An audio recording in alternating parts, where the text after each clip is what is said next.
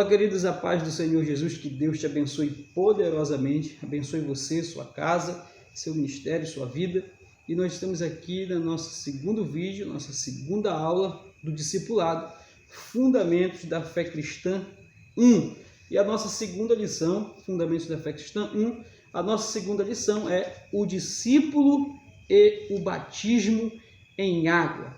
É um assunto muito rico, um assunto que para muitas pessoas podem causar aí algumas polêmicas, mas eu já quero deixar claro que se você tiver alguma dúvida, se você ouviu falar sobre alguma coisa a respeito de batismo e você tem dúvida sobre isso, deixa aqui no comentário a tua dúvida, deixa no comentário aquilo que você ouviu falar sobre o batismo, que se possível, e se estiver dentro dos meus conhecimentos, eu também posso te ajudar a tirar a sua dúvida. Amém? Quero começar com você orando nesse momento, pedindo a Deus direção para que nós possamos aprender um pouco mais sobre a palavra de Deus. Senhor, nosso Deus e Pai, Deus de bondade, neste momento queremos te pedir a tua luz, Senhor, a tua sabedoria, a tua graça, a iluminação do teu Espírito que é santo, é Ele que nos ilumina, é Ele que nos resplandece, é Ele que traz a nós o santo entendimento da tua palavra. Continua fazendo essas coisas, Senhor, iluminando a nossa mente, o nosso coração, é o que nós te pedimos, em nome de Jesus. Amém e amém. Deus abençoe. Queridos, eu não vou trabalhar toda a revista. Eu aconselho você que você adquira o material, tá? Estude, leia, certo? E tire as suas principais dúvidas com a gente, tá bom? Aqui no vídeo nós vamos apenas trazer os principais tópicos, as principais questões da revista. E para começar, eu quero falar sobre o principal requisito que a Bíblia me apresenta para que eu possa descer as águas.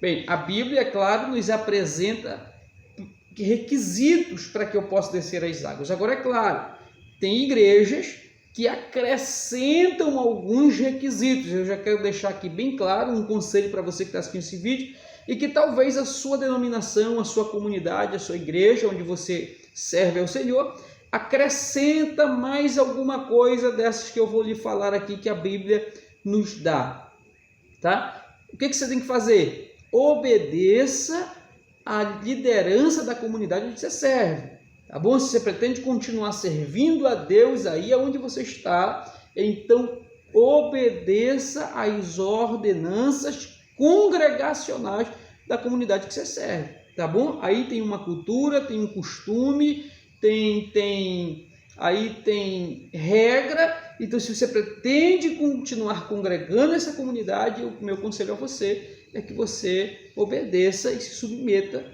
a essas regras. O que eu trago para você aqui é uma questão bíblica, certo? É uma questão do que a Bíblia tem como requisito para que eu desça as águas batismais. Então, quais são os principais requisitos para o batismo, né? Primeiro requisito, a Bíblia ela pede para que o batizando, aquele que for ser batizado, tenha fé na pessoa do Filho de Deus. Então, o primeiro requisito para que eu desça as águas é a fé na pessoa de Jesus. E essa fé, ela é específica. Eu preciso crer que ele nasceu, que ele morreu e que vitoriosamente Deus o ressuscitou para a glória do seu nome. Então, qual é o primeiro requisito para que eu desça as águas? A fé. Eu preciso crer no meu coração. Eu preciso acreditar que Jesus é de fato e verdade o Filho de Deus. São dois. Esse é o primeiro requisito para que eu desça as águas: crer em Jesus como Filho de Deus. Você lembra quando o Filipe encontrou o eunuco? Filipe recebe ali uma direção de Deus, recebe uma geografia de Deus para que ele vá para determinado lugar, e lá, quando ele está nesse lugar onde o Espírito de Deus determina, uma carruagem vem, dentro dessa carruagem tem um eunuco, lá em Atos capítulo 7 a 8, se eu não me falha a memória, ele tá lendo ali, o eunuco está lendo Isaías 53, e a Bíblia diz que o Filipe corre do lado da carruagem e grita lá, dizendo: ei, tu entende o que tu lê? E a resposta dele é: como é que eu posso entender se não tem quem me explique, né? Como é que eu posso entender se não tem alguém para interpretar o que eu estou lendo? Então Filipe entra na carruagem, ele começa a discorrer para ele sobre a palavra de Deus e falar para o eunuco a respeito do Cristo, e a mensagem ela se desenvolve de uma dimensão tamanha que Filipe chega a falar para ele até sobre o batismo. Tão verdade é que quando o eunuco ele vê tipo uma poça, um tanque, uma lagoa, ele pede para parar a carruagem, ele diz: olha, está aí o tanque, está aí a lagoa, aqui tem água, o que me impede de ser batizado? A resposta de Filipe ela é um divisor de água para muita coisa. A resposta de Filipe é: te é lícito ser batizado se tu creres de todo o teu coração. Então, qual é o requisito que Filipe está colocando para esse homem? A fé. Ele precisava crer no seu coração que Jesus era o Filho de Deus. É o primeiro requisito. Segundo requisito para quem quer descer as águas batismais é o arrependimento. Ninguém pode descer as águas do batismo se não tiver arrependido da vida que estava levando de pecado, da vida que levava de mentira, de engano, de roubo, de traição, essa vida de pecado, de entrega ao pecado. Se você não tiver arrependido disso, não tem como descer as águas batismais. No sermão de Pedro, lá no sermão pentecostal, em Atos capítulo 2, versículo 38, depois que Pedro ministra um sermão poderoso, e o sermão ele é tão eficiente que não foi necessário fazer apelo, que partiu do povo o interesse de aceitar e de receber Jesus, que eles dizem: e agora, o que nós devemos fazer? E a resposta de Pedro é uma: eles se arrependam-se e sejam o quê? Batizados. Olha só, que coisa maravilhosa, né? Então, ele apresenta aqui um outro requisito ao batismo, e que são somente esses dois que a Bíblia vai nos apresentar. Eu preciso ter fé, eu preciso crer em Jesus, e eu preciso crer de todo o meu coração, e eu preciso estar arrependido da vida que eu levava. São os dois requisitos que a Bíblia me apresenta para que eu desça as águas, certo? Agora, se a sua comunidade não batiza pessoas, tipo, não é casado, né? Não é casado, então não batiza. Então, tem que ter mais de 18 anos para batizar. Bem, se você pretende continuar nesta comunidade, eu volto a dizer a você: obedeça e se submeta às ordenanças da sua liderança, tá bom? Fazendo assim, você agrada a Deus e você louva a Deus com esse gesto.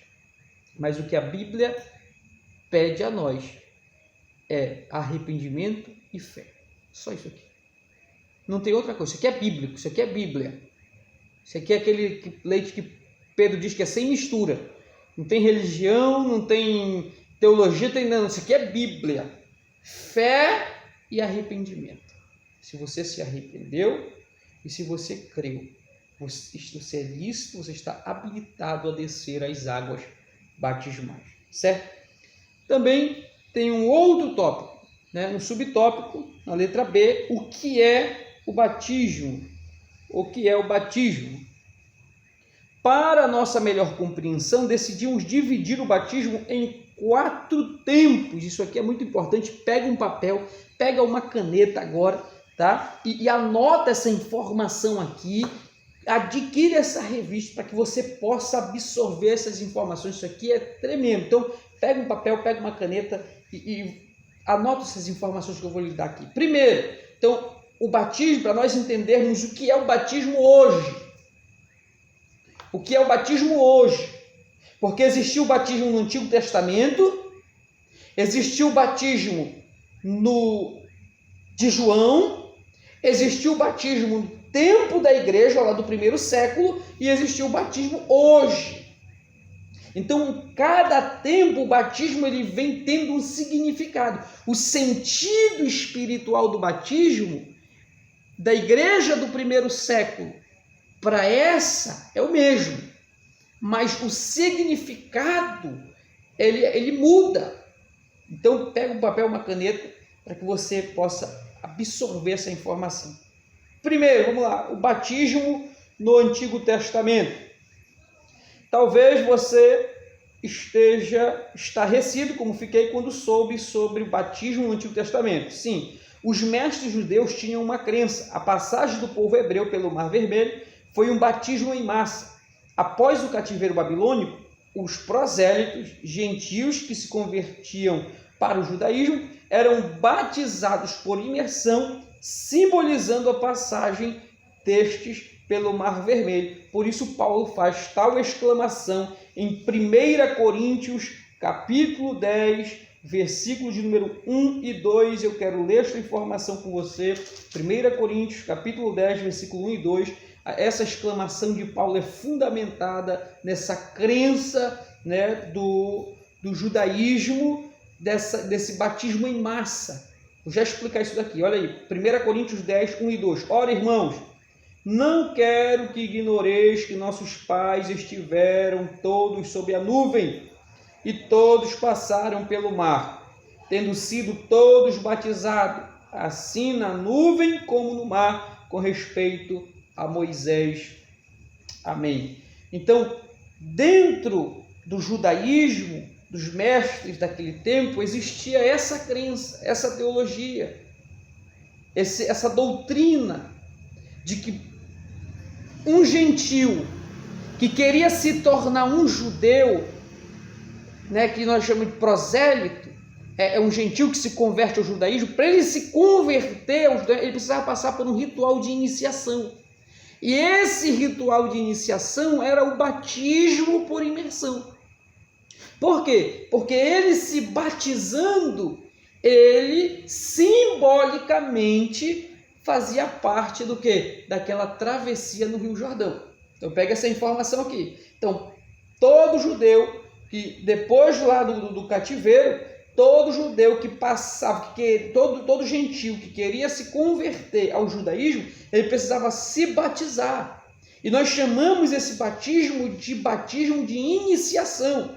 Era para quem queria entrar no judaísmo. O gentil que queria entrar no judaísmo, ele precisava se batizar, porque simbolicamente agora, depois do batismo, ele fazia parte daquela travessia do Mar Vermelho, quando o povo de Deus sai do Egito, né? E o mar se abre e Moisés passa ali com quase 2 milhões de pessoas naquele mar, uma multidão de pessoas passando o Mar Vermelho, e Paulo diz que aquela travessia ali foi um grande batismo em massa. Então, para o gentil que queria se converter ao judaísmo, ele precisava passar fazer um batismo, né, por imersão, para simbolizar que ele estava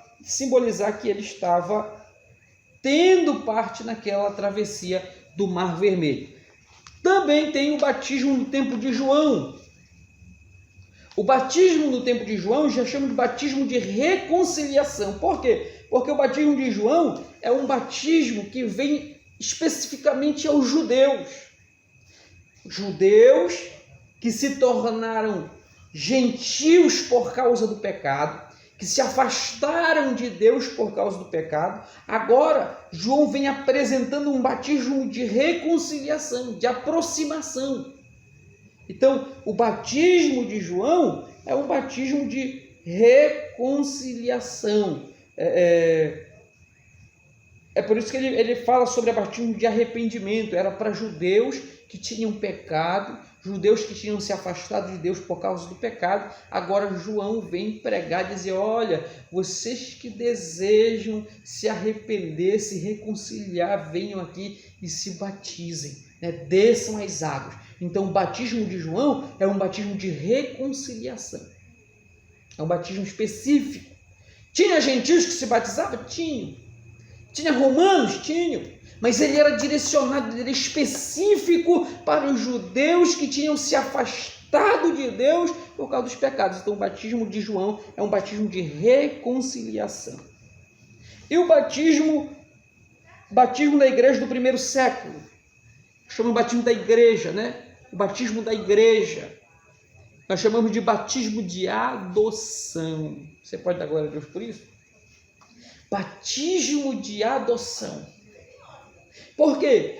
O que era o batismo no tempo da igreja do primeiro século? No tempo da igreja de Paulo, de Tiago, de João, de Pedro, André, Bartolomeu, Judas. O que era o batismo nesse tempo? O que significava? O que simbolizava para a igreja? O que significava o batismo? Então, o batismo, presta atenção nisso aqui. No tempo da igreja do primeiro século, dos primeiros cristãos, o batismo ele era um testemunho público da conversão. Não entendeu? Como é que você testemunha hoje publicamente que você aceitou Jesus? Você vai lá na frente, o pastor faz o apelo, você vai lá na frente, você levanta as mãos para o céu e você aceita Jesus como Salvador. Então você está testemunhando ali publicamente, você está testemunhando ali para toda a igreja, dependendo do número de quantidade de pessoas que estejam ali, você está testemunhando para aquela quantidade de pessoas que você está aceitando a Jesus como Salvador da sua vida. Aquilo ali é um testemunho público da sua conversão. Hoje, mas naquele tempo, no tempo de Jesus, não tinha isso. No tempo de Paulo, você não vai ver uma vez Paulo pedindo para alguém aceitar Jesus. Não era dessa forma. As pessoas que queriam aceitar a Jesus, como nós falamos, elas desciam as águas. Então, essa era a forma, né, daquela pessoa testemunhar publicamente a sua conversão. Era a maneira que as pessoas tinham para dizer, olha, a partir de hoje eu sou crente, na linguagem de hoje, né? A partir de hoje eu aceitei Jesus. Como é que ela fazia? Como é que ela testemunhava? Como é que ela provava isso? Ela desceu as águas. É por isso que nós, quando lemos a Bíblia, a gente encontra explicação para aqueles batismos imediatos. Paulo, logo que cai a escama dos seus olhos, imediatamente ele é batizado. Por quê? Porque ele está testemunhando publicamente que ele o quê? Aceitou Jesus como Salvador. Outras pessoas da mesma forma, né, são imediatamente batizados. Por quê? Porque eles estão testemunhando que eles, né, publicamente aceitaram a Jesus. Estão testemunhando publicamente a sua conversão. E agora, para a igreja pós-moderna? O que é o batismo na pós-modernidade? O que é o batismo para hoje? Hoje, na igreja hoje, o que é o batismo? Significa, o que é o batismo? Hoje o batismo ele já não é mais o único ou a única forma de testemunho público da minha fé. Não é. Ele perdeu esse sentido. Ele não é mais um testemunho público da minha conversão, na verdade. O que é o batismo? O batismo hoje para a igreja ele é um testemunho de fé e é um testemunho de que eu compreendi as Escrituras. Ele é um testemunho. Então, quando eu olho alguém que está descendo as águas, eu entendo que aquela pessoa, ela creu em Jesus para quê? E para ela crer em Jesus, ela também o quê? Ela entendeu a palavra de Deus. Quando eu olho hoje alguém descendo as águas, eu entendo que aquela pessoa tem fé e que esta fé veio através da compreensão das Escrituras, da exposição do Evangelho, da pregação da palavra. Então, o que é o batismo hoje? O batismo hoje é um testemunho da minha fé e de que eu compreendi as Escrituras. Pastor Ícaro, por que não é testemunho público da minha conversão? Porque hoje nós temos muitas formas de testemunhar publicamente. Hoje nós vamos lá na frente, levanta a mão, aceita Jesus, professa aquela confissão e você pronto, as pessoas que estão ali entendem que você está se convertendo ao cristianismo, ao evangelho, ao protestantismo, né? Então, qual é uma das formas de que você, hoje, que você testemunha publicamente a sua conversão? Indo lá na frente. Por isso que o batismo ele perde esse significado. Por isso que o batismo perde esse significado. Porque hoje nós temos essa liturgia de ir à frente e confessar a Jesus. Naquele tempo não tinha. Então hoje o batismo ele mais significa testemunho de fé e de compreensão do que o testemunho público da minha conversão ao cristianismo, certo? Então eu espero que até aqui você esteja entendendo alguma coisa. Se ficou aí alguma dúvida, deixa aí no comentário, tá bom? E a gente torna respondendo a sua dúvida. Nós também temos aqui no terceiro tópico, né? Terceiro subtópico, aqui na letra C, mitos sobre batismo em água. Você já deve ter ouvido vários. Você já deve ter ouvido vários mitos sobre o batismo. A falta de entendimento sobre o assunto fez com que muitas histórias sobre o batismo em águas fossem espalhadas entre a igreja. Vamos comentar sobre alguns assuntos. A saber, primeiro mito, batismo só em águas correntes. Talvez você, como eu, já deva ter ouvido falar que o batismo válido é aquele batismo que é feito em águas correntes, porque ele leva os pecados, né? Isso aqui não é verdade. Isso é um mito, né? É um mito porque não tem nada para ser levado. Tem nada para ser levado. Aqui, batismo, que a gente precisa entender, é uma questão simbólica, é um simbolismo. É um simbolismo. Outro detalhe muito importante, não existe uma especificação nas escrituras da geografia, do local aonde o batismo deve ser feito. Jesus não especificou em nenhum momento, só é válido se for em águas correntes. Só é válido se for no garapé, se for na praia. Não, Jesus disse, a ordenança foi ide e batizai em nome do Pai, do Filho e do Espírito Santo de Deus. Certo? Essa foi a especificação. Essa foi a especificação de Jesus. E mais para frente nós vamos falar sobre o que é necessário. O que não pode faltar no batismo. Tá bom? O que não pode faltar no batismo? Mas lá para frente. Então, esse mito de dizer que só pode ser batizado só se for em água corrente, isso aqui é mito. Isso aqui não é uma verdade bíblica. Isso aqui é uma questão humana. Certo? É uma doutrina humana. E torno a dizer, se na sua igreja acredita dessa forma, então respeite lá a doutrina da sua igreja. Mas biblicamente não é. Certo? Porque a Bíblia não me apresenta uma especificação. Ela não especifica um local para eu me batizar. Ela diz que eu devo o quê? Me batizar. Certo? Devo me batizar. Um outro mito. Os pecados acumulados na piscina. Então, por que não pode batizar em piscina? Porque os pecados vão ficar acumulados ali.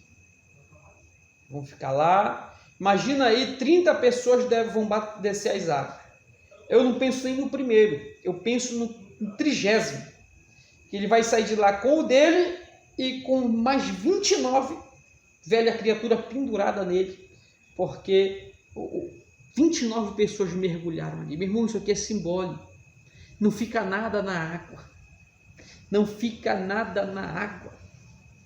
Certo? Isso aqui é simbólico. Você mergulhou ali, você está simbolizando morte e ressurreição. Você está fazendo parte daquilo ali. Nós vamos nos aprofundar aqui um pouco. mais lá para frente. Então, você está fazendo parte daquilo, da morte e da ressurreição de Jesus, mas isso é simbólico. Não fica nada lá na piscina. Bom? Então, pense nisso. Não fica nada. É simbólico. Já vi lugares aí, pessoas fazem o batismo na piscina, depois as crianças querem tomar banho, não deixam as crianças tomar banho porque as pessoas se batizaram lá. Isso, meu irmão, isso é cada lugar com a sua crença, né? Mas isso é simbólico, não tem nada na piscina. Tá bom? Não ficou nada na piscina, não sei que ficou o sujo dos irmãos. Os irmãos vai, pula de pé sujo na piscina e fica suja a água. Qualquer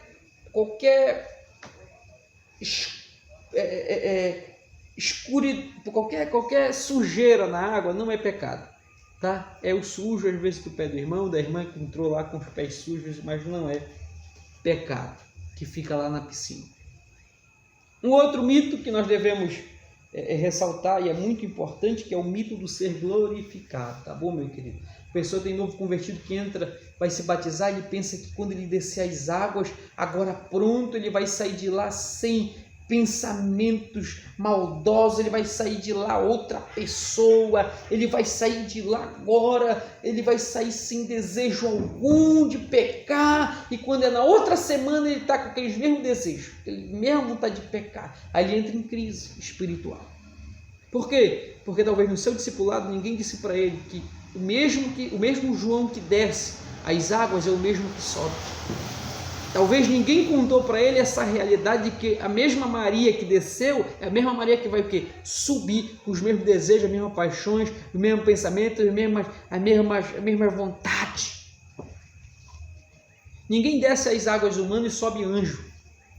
Ninguém desce as águas homem e sobe um ser glorificado.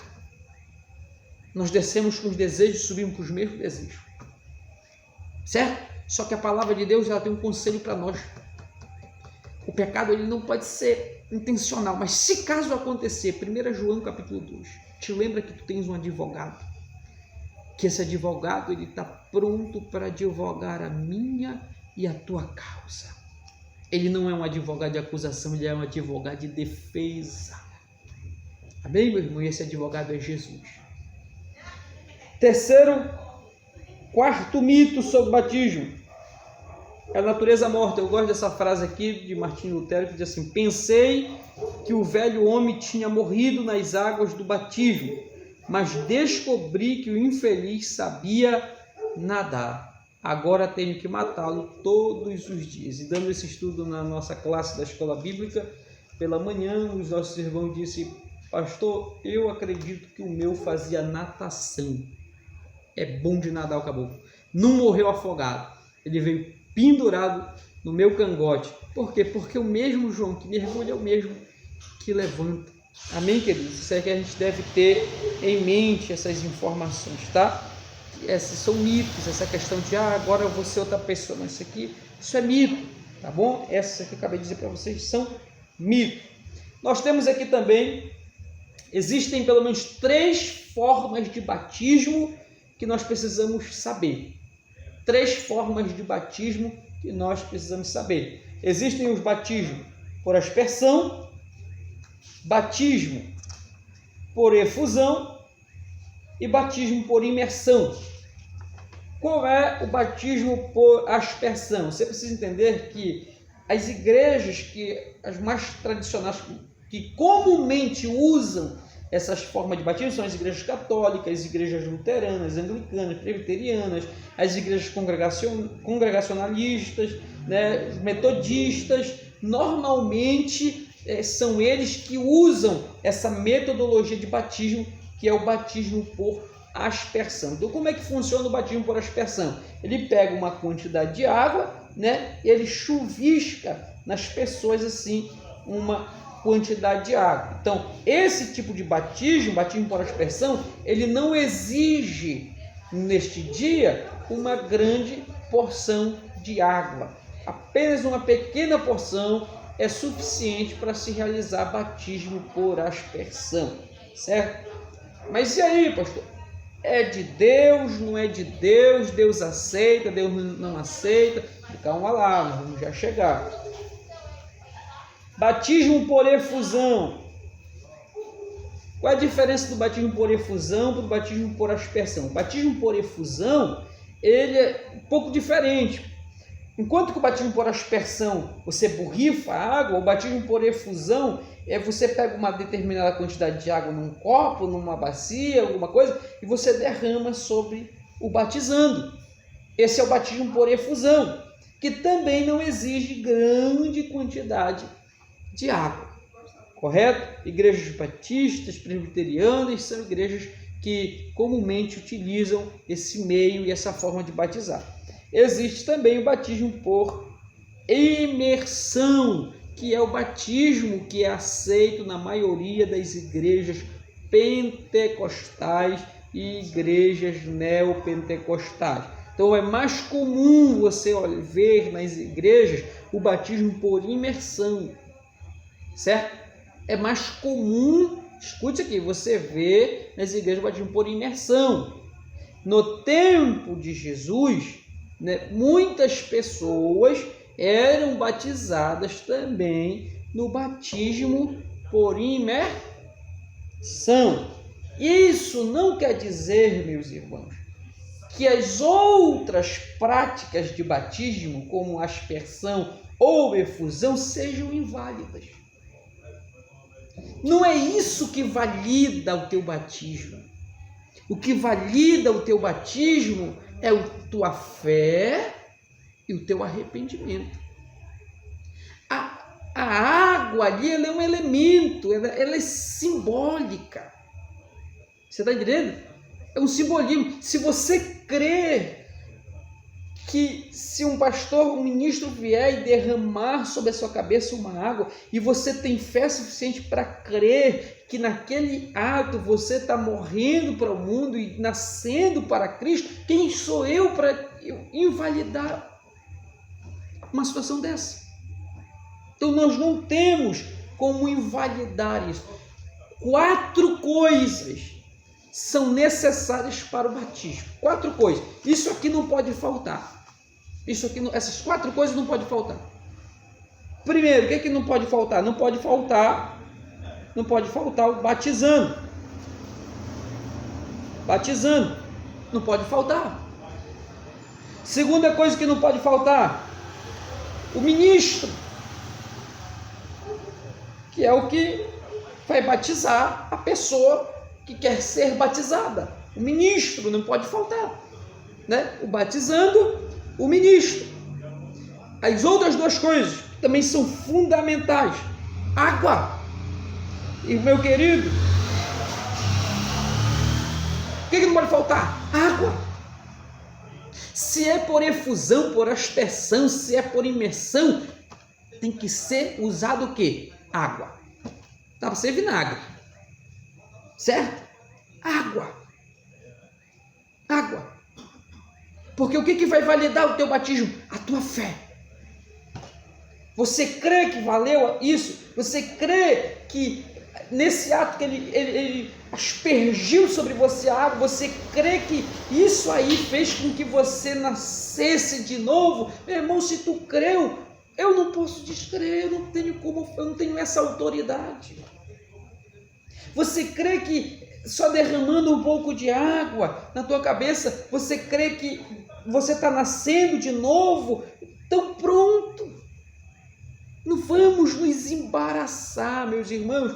Nós temos que ser facilitadores do caminho da graça e não complicar as coisas. O problema que nós vivemos, tem religião, hoje, graças a Deus, não, já está quebrando bem, mas há tempos atrás, os nossos pais, eles complicavam o acesso a Deus, complicavam o acesso à graça de Deus, impondo coisas que a Bíblia não diz. Quantas pessoas, jovem, eu fui quantas vezes não chorei querendo ceiar, fazia parte de uma igreja, só podia ceiar com 18 anos. Meu irmão tinha 12, a 18 faltava muito. E tinha outras igrejas lá que batizavam com 12, 10. facilita o caminho da graça de Deus. Não é para complicar, não é para colocar barreira, não é para facilitar o acesso a Deus. E muitas igrejas aí acabam dificultando o acesso, acabam dificultando a graça de Deus, as pessoas de ceiar, de se aproximar, de comungar. Então, se você crê que esse tipo de batismo que você participou foi válido, meu irmão, meu querido, fique à vontade para participar e comungar na ceia do Senhor, certo? E nós temos aí quarta coisa que não pode faltar é a confissão. A confissão, querido. Qual é a confissão? O que é que Jesus disse? Batizem em nome do Pai, do Filho e do Espírito Santo. Essa confissão também não pode faltar. Então, 4 coisas são essenciais para o batismo: o batizando, o ministro, a água e a confissão. São 4 coisas que são essenciais. Agora, a forma como esse batismo vai acontecer, a metodologia desse batismo, isso é uma outra questão. Agora tem que ter água e tem que ter a confissão. Amém? Espero que você tenha entendido até aqui.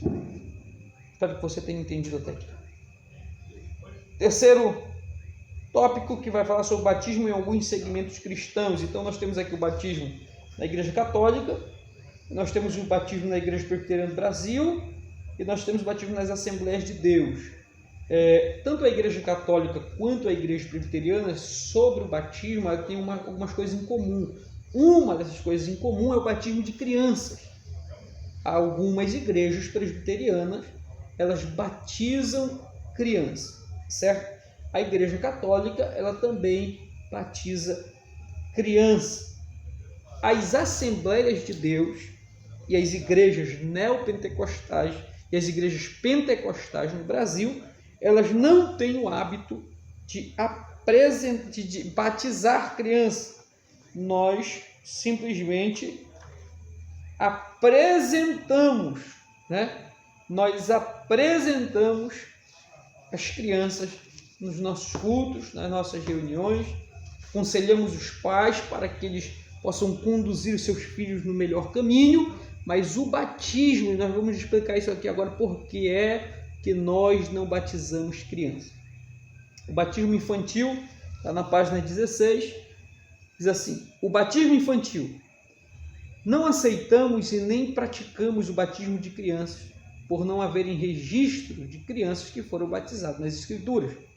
Outro motivo pelo qual não efetuamos tal batismo é pelo fato da criança ainda não ter consciência de pecado. Guarda essa informação aí. A criança não tem consciência de pecado. Condição necessária para que ocorra arrependimento. Cremos e ensinamos que o batismo é primeiramente para os que se arrependem dos seus pecados e creem em Jesus, e também é necessário pedir para ser batizado. Assim, os candidatos ao batismo precisam exercer arrependimento e fé. O Novo Testamento mostra o batismo sendo posterior à fé. Podemos ver isso no dia de Pentecostes e na campanha evangelística de Filipe. Então, quais os 2 requisitos nós voltamos a falar aqui, que o candidato ao batismo precisa ter para se batizar: arrependimento e fé. Agora me diga, como é que uma criança recém-nascida ela vai conseguir ter fé? Como é que uma criança recém-nascida ela consegue se arrepender? Uma criança, entenda uma coisa: criança tem pecado? Tem. Qual é o pecado? É o pecado adâmico, não é o pecado consciente. O pecado adâmico, ele é um carimbo na humanidade. Todo ser humano tem o pecado adâmico, mas esse pecado ele não condena e não leva ao inferno. O pecado que condena é o pecado consciente, certo? Então aquela criança, ela não tem noção de pecado. Agora, quando ela já passa a ter noção de pecado, eu ouvi uma irmã da igreja onde nós congregamos, ela falou algo interessante, que quando a criança passa a ter vergonha, ela tem noção de pecado. Aí ela começa a ter noção de pecado. Enquanto ela é inocente, é uma coisa, quando passa a ter vergonha, ela passa a ter noção do que é certo e do que é errado.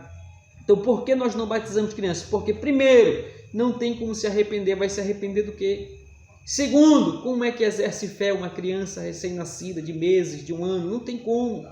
Você está entendendo? Então, por esse motivo é que nós, tanto pentecostais, quanto assembleia, quanto neopentecostais, nós não batizamos crianças. Nós apresentamos as crianças nas igrejas, certo? Eu quero aqui agradecer a sua atenção, espero ter somado em alguma coisa no seu conhecimento, né? Eu quero concluir. Devemos levar em consideração 3 fatores cruciais sobre o batismo. Primeiro, é uma ordenança. Segundo, o batismo é um testemunho de fé. Terceiro, o batismo é o resultado de uma vida arrependida. Amém? Então quero orar com você agora nesse momento, agradecer a Deus pela sua vida, agradecer a Deus por você estar conosco até agora e espero ter somado em alguma coisa no seu conhecimento, na sua vida nesse vídeo. Vamos orar. Senhor nosso Deus e Pai, queremos, Senhor, te agradecer pela tua luz, pela tua palavra, que nos orienta, que nos ensina. Pai, nós não queremos ser aqueles que dificultam o caminho e o acesso a Ti. Nós queremos, Senhor, facilitar o acesso. Claro, Deus, sem abrir mão da verdade, da doutrina, da palavra. Deus amado, Senhor, nos ensina, continua nos instruindo, falando conosco, Pai. E nós, Senhor, invocamos, pedimos a Tua promessa, Senhor, de perpétua companhia. Senhor, Tu prometeste estar conosco todos os dias. E é o que nós queremos e é o que nós te pedimos. Em nome de Jesus. Amém e amém. Que Deus te abençoe. Abençoe a tua casa e a tua família. Em nome de Jesus.